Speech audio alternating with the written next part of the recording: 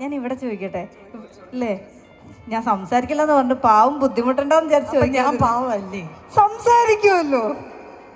എങ്ങനെ മിണ്ടാണ്ടിരിക്കാത്ത ഒരാളോട് നമുക്ക് പറയേണ്ട കാര്യമില്ല. നല്ല ഈസി ക്വസ്റ്റ്യൻ ചോദിക്കാം. അയ്യോ അങ്ങനെയൊന്നുമില്ല, പ്രത്യേകിച്ചതല്ല.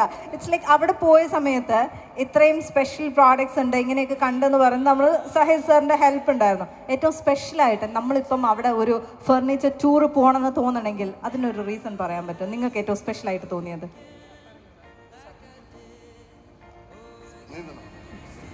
നീ തന്നെ പറഞ്ഞാൽ മതി. അല്ല, സത്യം പറഞ്ഞാൽ നീ പറഞ്ഞാലേ എനിക്കിത് ശരിയാവുള്ളൂ. എന്താ മോളുടെ ക്വസ്റ്റ്യൻ? ഭയങ്കര ഡീപ്പ് ക്വസ്റ്റ്യൻ ആയി. പിന്നെ ഞാൻ പൊക്കോട്ടെ. ഞാൻ പേളിമാനി ഷോയില് പോലും ഇങ്ങനെ ചോദിക്കാറില്ല. അതാണ്, അതുകൊണ്ട് ആ ഷോ ഞാൻ പഠിപ്പിച്ചു തരും. ഞാൻ ചോദിക്കാം. എനിക്ക് മനസ്സിലായി ഏറ്റവും സ്പെഷ്യൽ ആയിട്ട് അവിടെ പോയപ്പോൾ ചൈനയിൽ പോയെന്നാണോ ചോദിക്കുന്നത്? അല്ല, ചൈനയിൽ പോയിട്ട് എന്താണ് ഏറ്റവും സ്പെഷ്യൽ ആയിട്ട് ഫർണിച്ചറിനെ കുറിച്ച് തോന്നിയത്? എനിക്ക് അങ്ങനെ ഒന്നും തോന്നിയില്ല, പ്രത്യേകിച്ചൊന്നും തോന്നിയില്ല. പിന്നെ എന്തുകൊണ്ടാണ് സ്പെഷ്യൽ ആയിട്ട് പിക്ക് ചെയ്യാൻ പറ്റിയത്? അത് അങ്ങനെ ഇരുന്നപ്പോ നല്ല സ്പെഷ്യൽ ആയിട്ട് തോന്നി. ഇപ്പൊ നമ്മളൊരു ചെയറിൽ പോയി ഇരിക്കുന്നു, ഇരിക്കുമ്പോ ഉള്ള ഫീലിംഗ് ആയിരിക്കില്ല കാണുമ്പോ ഉള്ള ഫീലിംഗ്, കാണുമ്പോൾ ഉള്ള ഫീലിംഗ് ആയിരിക്കില്ല വാങ്ങുമ്പോൾ അതിന്റെ ബില്ലിലുള്ള ഫീലിംഗ്. അങ്ങനെ മൊത്തത്തിലൊരു ഫീലിംഗിലായിരുന്നു സ്റ്റോറീസ്. ചൈനയുടെ ട്രിപ്പിനെ കുറിച്ചുള്ള കൂടുതൽ